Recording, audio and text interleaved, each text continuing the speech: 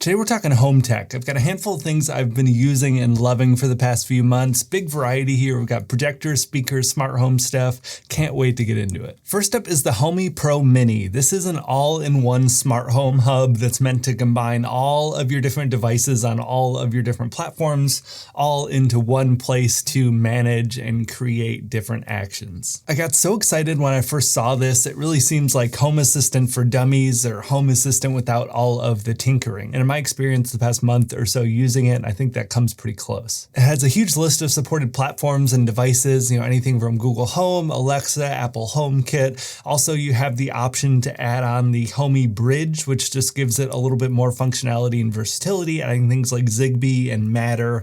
I'll put the whole list on the screen. Initial setup was pretty straightforward and easy. The protocol varies a little bit depending on what platform you're using. It was pretty intuitive for the bigger things. I have a lot of car devices and a lot of Philips Hue bulbs in my office here. You add the hubs from those things and it automatically adds in every item, and all of the others was pretty straightforward and set. The only real device issue I had importing things was my Aqara, security camera is built into the hub.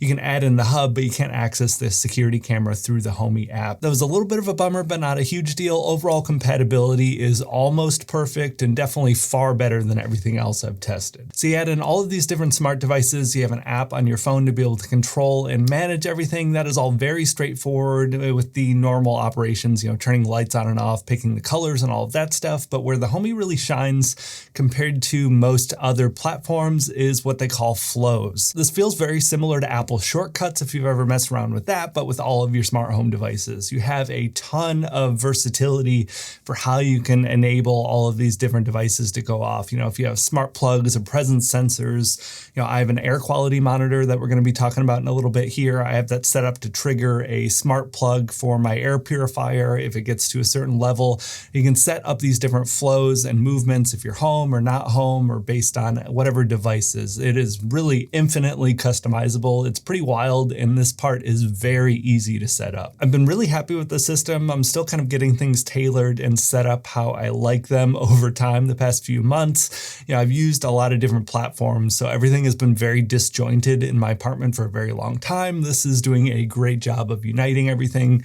Price is pretty reasonable as well. I think the Homey Pro Mini is $199, and then the Bridge was an additional $69 if memory serves me right. Pretty reasonable price, really great functionality, unlike anything else I've really seen before. Next up, we have the AirGradient ONE Indoor Air Quality Monitor. I did a bunch of research before buying this one. This seemed like one of the most feature-rich options available. A lot of people seem to like this or Apollo. I really liked this one, and it had better implementation into this Homey system, so I went with it mainly for that reason.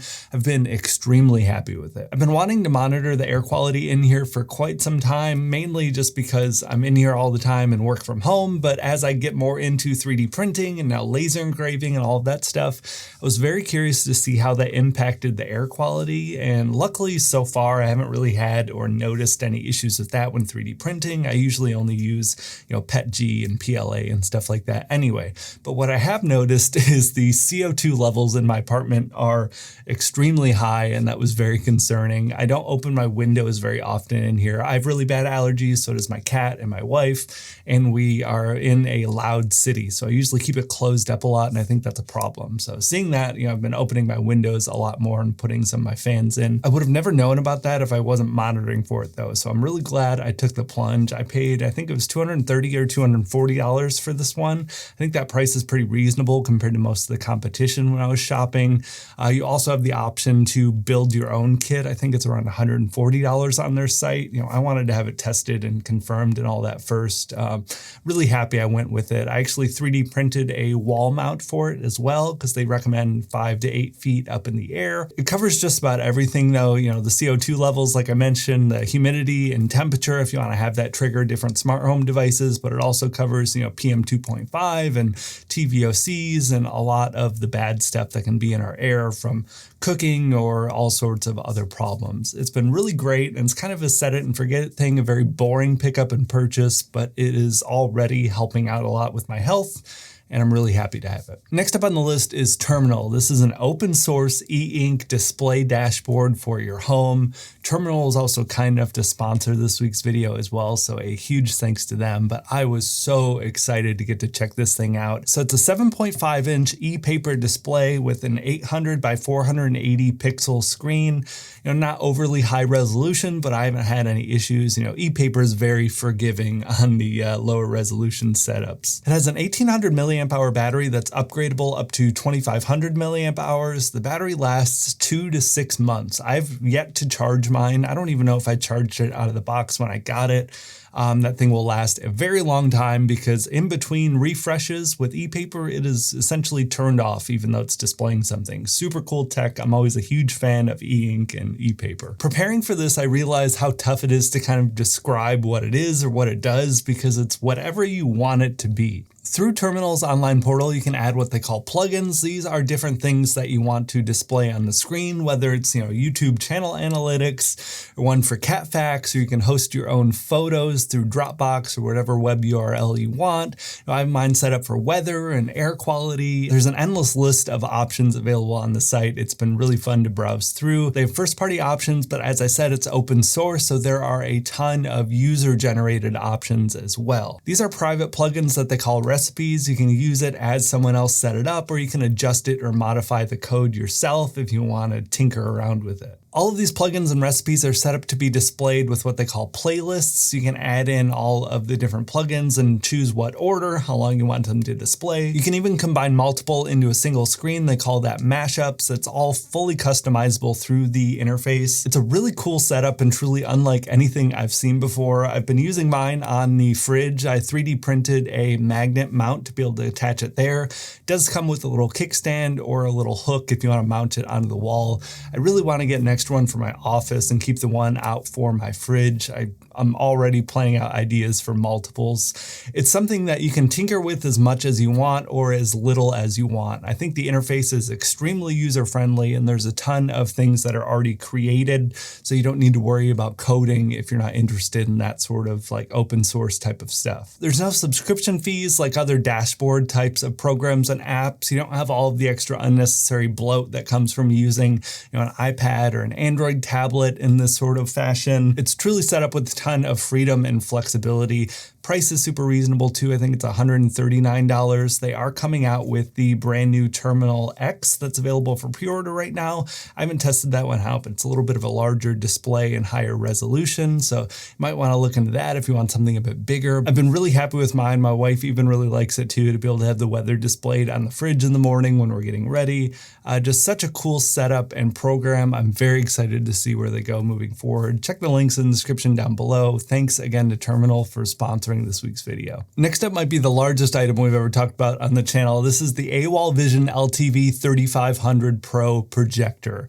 This is a 4K triple laser UST projector, and I have been having the best time testing it out the past few weeks. It's a little unfortunate, but the timing couldn't have been more perfect. I've actually been holed up sick on the couch for almost 2 weeks now. This is my first foray getting back into work. Hopefully I sound okay, but I've been couch ridden, so I've just been watching this thing nonstop for a couple of weeks now. We're also just past Halloween. I tend to have a horror movie marathon all through October, trying to watch one every day. So I've had a ton of hours on this, even though I've only had it for a couple of weeks so far, and I am extremely impressed. Ultra short throw projectors are so awesome in areas where regular projectors don't work well. It has a 0.25 to 1 throw ratio, so you're able to set it up in really tight spaces and still get very large screens. I have a 120-inch screen set up in my living room with the couch 6 or 7 feet away. That really wouldn't have been an option with a traditional projector setup. The 3500 Pro can project up to 150 inches. It gets super bright up to 3000 ISO lumens. It is brighter than my OLED, I think. Maybe just the additional size as well makes it feel that way. It's the first projector setup I've used that is perfectly viewable in bright, harsh daylight conditions. I have a very large south-facing window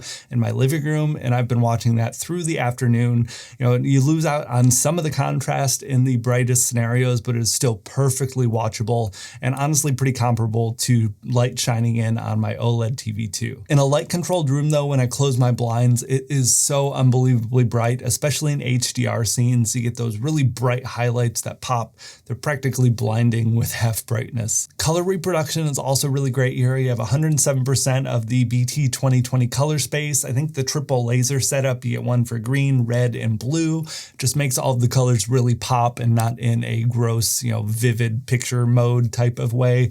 It just looks super accurate and bright and saturated exactly how you want it to. It supports Dolby Vision as well, which is awesome. So the projector is great, but the screen is absolutely worth talking about as well. This is a 120-inch Cinematic Plus ALR motorized screen, also from AWOLVISION. ALR stands for Ambient Light Rejecting. The tech is super cool. It's designed to only really accept light from below from the projector, so it rejects light from the sides and the top. If you have windows or daylight or just any kind of ambient light in the room, I think that's why this has worked so well in the daytime. The crazy brightness from the projector combined with the ALR screen, this is an awesome daytime viewing choice. I love the motorized setup as well. That's why I've been so hesitant to get a proper projector screen for so long. I just don't have the space to put that large of a screen anywhere on my walls in my small apartment. This can go down and tuck away whenever you're not using it. So if you want to display, art on your walls or anything like that, or just have it set up for the occasional movie night or sports or something like that. If you have company over, I am so excited for Lions games on this thing for the rest of the season. It's about as perfect as a solution gets if you want a big screen, if you're limited on space or don't want, a gaudy wall hanging screen 24/7 in a non-theater room. I have both the projector and the screen set up with the AWOLVISION Smart Station. They sent this out for me to test along with the projector and screen, so a huge thanks to them for that. The Smart Station is meant to be kind of an all-in-one furniture piece for both the projector screen and the projector itself, so it has a platform to sit on and it's lined up perfectly for the screen to get the optimal viewing without having to make too many adjustments. I have some conflicted feelings here. I think the design and aesthetics kind of lends itself more to a theater room setup compared to, my living room style. So there's that aspect of it. And I also did have to tinker around a little bit with the placement more than I thought. I thought it was something that was going to be just locked in. You place it and it almost clicks into place and you don't need to make any adjustments and it's perfect. It wasn't exactly that, but I think it is a really nice setup. It raises it off the ground a little bit. You even have LED lighting on the bottom, and it is nice to have the projector off the ground to prevent any issues there. You don't want to step on it or anything like that. The setup as a whole has been an absolute dream. I've been looking at options for the past few years for this, and I think this is perfect. The motorized screen makes it be able to be tucked away if and when I need to. The projector is plenty bright for daytime. There's also a ton of other features I didn't really get a chance to talk to. It's 3D capable, both the screen and the projector, so that's really cool if you want to test that out. I personally have not yet. There's a ton of safety features as well. I was a bit worried for my cat, so he didn't get blinded. He loves to sniff projectors when they're on the ground. It's very sensitive and very effective at cutting it off so you don't blind yourself or anyone else. The latency for gaming is also so much better than I had anticipated. It's only 15 milliseconds at 4K or down to 8 milliseconds at 1080p. They have a turbo mode and a low latency switch. I've had a ton of fun with my Series X hooked up to it. I would love to see HDMI 2.1 ports in the future though. You only have HDMI 2.0, so you get 4K 60 Hertz. That's fine for couch gaming for me, to be honest, but I would love to see, maybe a future update add more HDMI ports and make them HDMI 2.1. Definitely check it out. I think they're running some Black Friday sales, so check the links in the description below. Maybe I will do a long form video on it next year sometime. Let me know if you'd be interested in that. I've been obsessed with this projector. Next up, we have the Brane X Bluetooth speaker. This is one of the craziest speakers I've ever had the pleasure of testing and using. I actually got it at the start of the year. I've been using it all year long and have been really impressed and happy with it. Their main claim to fame here is some pretty unbelievable sub-bass output from a speaker this small from their proprietary design. It's called a Repel Attract Driver, or RAD. It uses magnets and takes up a lot less space to put out the same output. Now, it's a little bit over my head technical. I actually went and met them at CES back in January, and they explained it all to me. So hopefully I have some good B-roll footage to put over the top, but the tech side of things was definitely over my head. But what you get is a tiny speaker with really big bass. It honestly kind of breaks my brain a little bit to hear. It sounds like a big, 8, 10, 12-inch subwoofer that you have in separate from the system, but it's all contained into this tiny little speaker. It's wild. The woofer is 6.5 inches by 9 inches, but you also have two 2.5-inch mid-range drivers and two 0.75-inch tweeters. And the bass response is the star of the show, but the mids and the highs are also really excellent.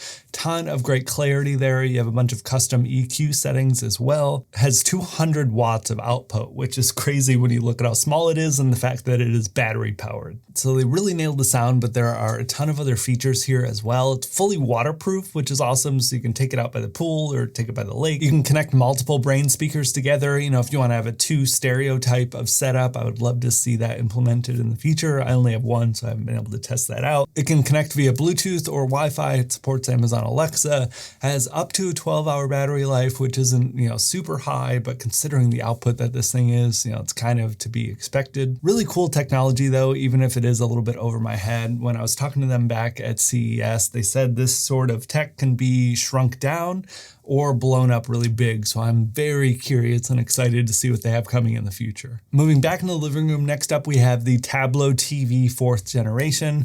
I bought this at the end of last year, so I've been using it all year long, and it is exactly what I was looking for. It basically turns an over-the-air antenna into your own personal free, DVR and streaming service setup. I don't watch a ton of TV on my antenna, but I'm looking for the optimal setup to avoid any monthly streaming service fees. I also have a very huge Plex server with movies and TV shows. We'll leave how I got that out of this video. But this makes antenna TV absolutely worth watching and taking a closer look at. It gives you the option to pause live TV.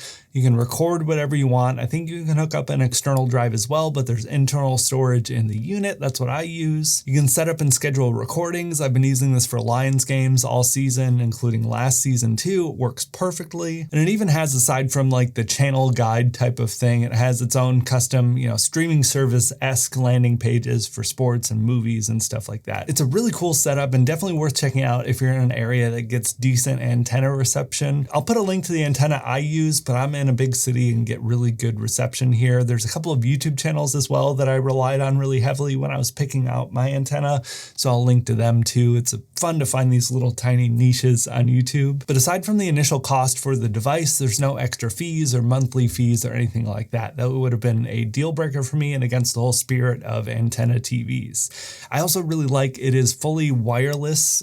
Before I had to make sure it was connected to my actual TV.